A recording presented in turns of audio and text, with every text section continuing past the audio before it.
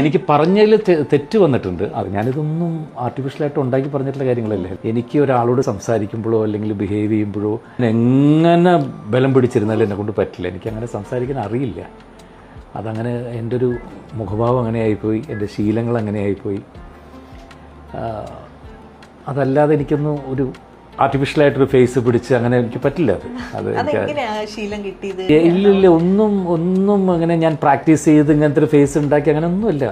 എനിക്ക് അത് ജന്മനാ ഉള്ളതാണ്. ഞാൻ അങ്ങനെ ചിരിച്ച് സംസാരിക്കാറ്. അത് ചിലപ്പോൾ ചിലവർക്ക് നല്ലതായോ ചീത്തയോ തോന്നിയാൽ നമുക്ക് ഒന്നും ചെയ്യാൻ പറ്റില്ല. ഇനി ഇത് പെട്ടെന്ന് ഇത് മാറ്റിയിട്ട് എനിക്ക് ഗൗരവമായിട്ടിരുന്ന് സംസാരിക്കാനും എനിക്കും അറിയില്ല. പിന്നെ ട്രോളുകൾ അവർക്ക് ട്രോളാനുള്ള ഒരു സാഹചര്യം മാക്സിമം നമ്മൾ ഉണ്ടാക്കാതിരിക്കുക എന്നുള്ളത് ഞാൻ ശ്രമിക്കാറുണ്ട്. അങ്ങനെ ശ്രമിക്കുന്നതായിട്ട് തോന്നിയിട്ടില്ല. കാരണം ഇപ്പോൾ ഇന്ദ്രൻ ചേട്ടനെ ഫീൽഡ് ഔട്ടാക്കി കളഞ്ഞതാണ് നമ്മൾ ജയറാം. വേറെ സിനിമയിലല്ല കേട്ടോ, ഈ വിനയത്തിലേ, അമിത വിനയത്തിൽ ഇപ്പോൾ ഏറ്റവും കൂടുതൽ വന്നിട്ട് പുള്ളി തന്നെ സ്വയം ഇരുന്ന് ട്രോള് കുത്തിച്ചു. അങ്ങനെ നിർത്താൻ ശ്രമിക്കാറുണ്ടെന്ന് പുള്ളി പറയുന്നു. ഒരു തരി ഒഴിവില്ല.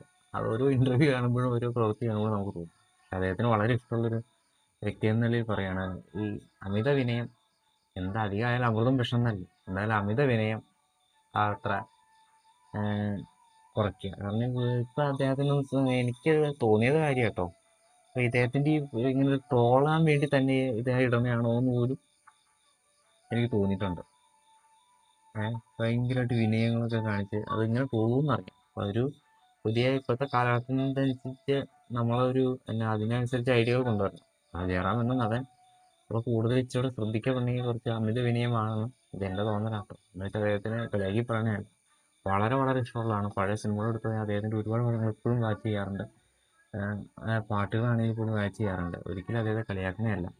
അദ്ദേഹത്തിന് ഇപ്പോഴാണെങ്കിലും ഒന്ന് ശ്രദ്ധിക്കപ്പെടണം എന്ന രീതിയിൽ അദ്ദേഹം തന്നെ ട്രോളിന് വേണ്ടി സ്വയം വഴിയൊരുക്കുന്ന പോലെ തോന്നിയിട്ടുണ്ട്. എന്നിരുന്നാൽ പോലും അധികമായാൽ അമൃതം പറ്റണം.